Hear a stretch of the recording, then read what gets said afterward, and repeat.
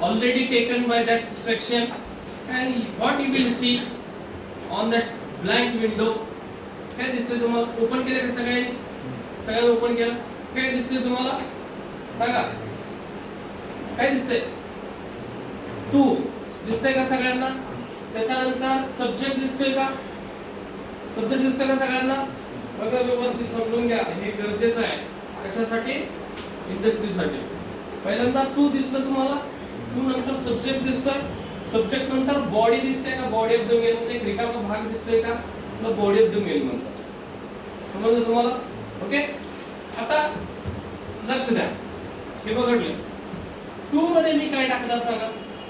2 मध्ये तुमच्या सगळ्यांची मेल आयडी टाकणार. समजून घे कन्सेप्ट व्यवस्थित. I can attach the emails of the receivers at least 100-150. म्हणजे त्याला एक स्ट्रेंथ आहे. 100 किंवा 150 मेल ते 200 मेल 400 मेल असं स्ट्रेंथ आहे. हा, ते मेल तुम्ही कशात ऍड करू शकता? 2 मध्ये. बघा 2 मध्ये काय करू शकता?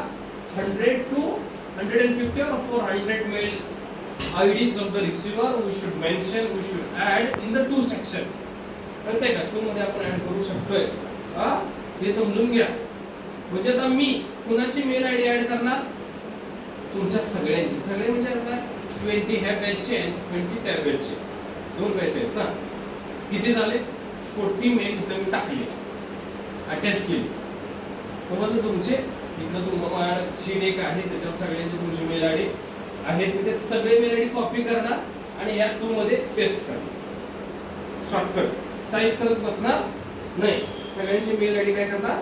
कॉपी करणार. ते पण लिस्ट आहे सगळ्या विद्यार्थ्यांची मेल आयडी. ते कॉपी करणार, ती लिस्ट आणि कशात टाकणार? 2 मध्ये पेस्ट करणार. केली? इथपर्यंत समजलं? इथपर्यंत समजलं? आता there are 2 more sections in the 2. दिसतात का? Good. There are 2 more sections you can see in the 2. That is CC and BCC. दिसतात का तुम्हाला? त्याला क्लिक करायचं. ज्यांच्याकडे मोबाईल आहे तुम्ही मोबाईल मध्ये क्लिक करा. त्याच्यात नाही तर इथे बघा. इथे काय करायचं? CC ला क्लिक करायचं. ऍड झाला CC. म्हणजे 2 मध्येच ऑप्शन आहे, कारण का ते रिसिव्हर्स आहेत. CC आणि BCC आन्सर प्रश्न जर विचारला व्हॉट इज CC आणि BCC, हा कॅम्पस इंटरला प्रश्न विचारला जाईल. What is CC and BCC तर सांगायचं it is the receivers. First answer is it is the receiver. ते कोण आहेत? रिसिव्हर आहेत. कळतंय का? हे रिसिव्हर. नंतर मग it is CC means carbon copy. CC means carbon copy and BCC means blind carbon copy. हा, पहिला CC समजून घेऊ, मग BCC कडे जाऊ. ओके. तर तुम्हाला 2 मध्ये कोणाची मेल आयडी केली मी? 2 मध्ये कोणाची केली? सगळे विद्यार्थ्यांची केली. CC मध्ये कोणाला करणार? CC मध्ये HOD. CC मध्ये कोणाला ऍड करणार मी? HOD ना ऍड करणार CC मध्ये. म्हणजे मी HOD ना हा मेसेज जो तुम्हाला पाठवलाय, हा मेसेज जो मी पाठवलाय, हा कोण बघणार? उद्या मी एक्स्ट्रा लेक्चर घेतले, HOD म्हणणार मला सांगितलंच नाही. HOD म्हणणार मला सांगितलंच नाही. म्हणून मी काय केलं? त्यांना CC मध्ये ऍड केलं. CC आणि BCC एक्स्ट्रा अथॉरिटीज किंवा हायर अथॉरिटीज. CC मध्ये आणि BCC मध्ये ज्यांना ऍड करतो त्या काय असतात? हायर अथॉरिटीज असतात. डिसिजन मेकिंग बॉडी मध्ये जे असतात कंपनीमध्ये.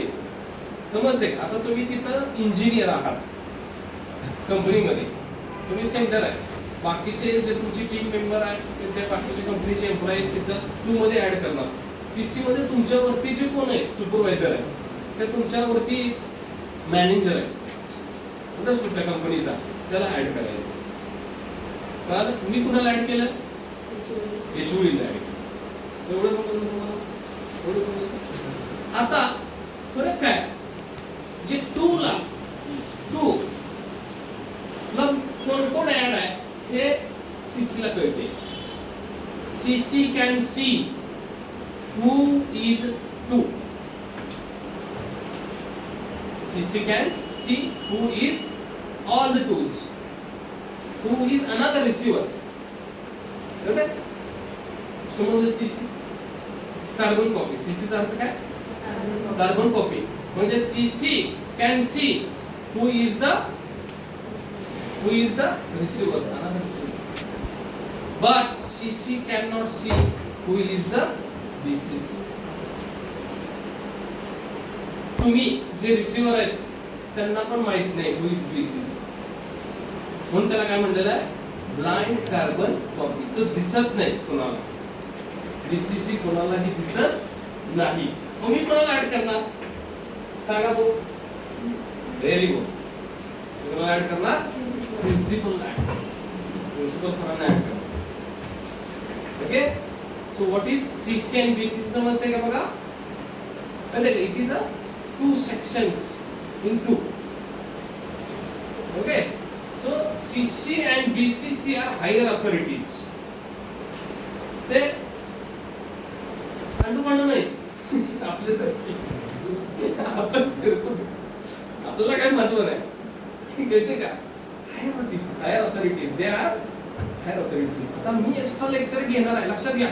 मला प्रिन्सिपल सरांना वेगळा मेसेज करायला लागणार आहे का? मला एचओडीला वेगळा मेसेज करायला लागणार आहे का? मला तुम्हाला वेगळा मेसेज करायला लागणार आहे का? एका मेसेज म्हणजे एका दगडात 3 पक्षी. कोण? विद्यार्थी, एचओडी आणि दिस is the advantages of email. आता ऍडव्हांटेजेस आणि डिसएडव्हांटेजेस म्हटले का नाही ईमेलचे? हा ऍडव्हांटेज आहे. हा लेटर मध्ये करू शकतो का? लेटर एकदा प्रिन्सिपलला पाठवायला पाहिजे वेगळं, एचओडीला पाठवायला पाहिजे वेगळं, विद्यार्थ्यांना पाठवले पाहिजे. आणि विद्यार्थ्यांचे 40 लेटर मला लिहायला पाहिजे हाताने किंवा प्रिंट काढायला पाहिजे, त्यांचे ऍड्रेस लिहायला पाहिजे 40. त्यांचा काय एकच ऍड्रेस आहे सोडा. कोण करणार इथे?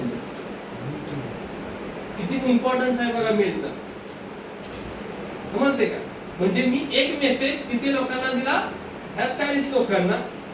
म्हणजे सेपरेट त्यांना मेल केलाच नाही. सेपरेट मेल करायची गरज. हा त्यांना मेल जाणार. मग ते म्हणणार की बाबा याला काहीतरी लेक्चर घ्यायचं वाटतं एक्स्ट्रा विद्यार्थ्यांना.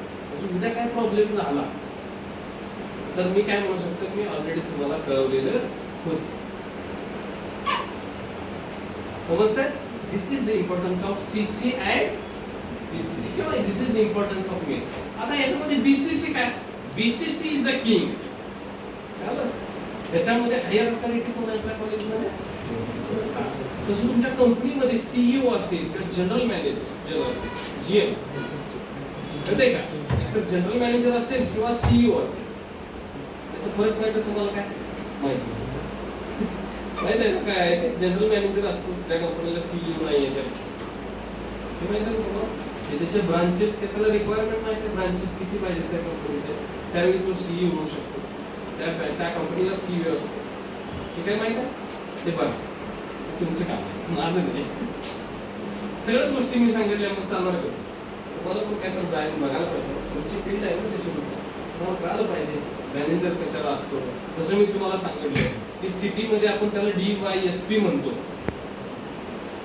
का? नाही. हा खेडेगावात गेल्यानंतर आपण काय म्हणतो? DYSP. आणि सिटीत गेल्यानंतर काय असतो तो? DSP. सिटीमध्ये गेल्यानंतर काय असतो तो? DSP. DSP हे 4 असू शकतात पण DYSP हा एकच असतो. हे माहित आहे का? फरक हे माहित आहे. दोन्हीचा अर्थच एकच. कळतंय का? मोठी सिटी असेल, एक सिटी असेल तर त्याला SP असतो, सुपरिटेंडेंट ऑफ पोलीस. आणि थोडी लार्जेस्ट त्याला हे आहे, स्ट्रेंथ आहे, काय म्हणतात लोकसंख्या सिटीपेक्षा जास्त क्रॉस केलेली लोकसंख्या, त्याला ऍडिशनल SP असतो. म्हणजे एका SP ला हँडल करता येत नाही. रात्री 12 वाजता भांडणं झाली त्या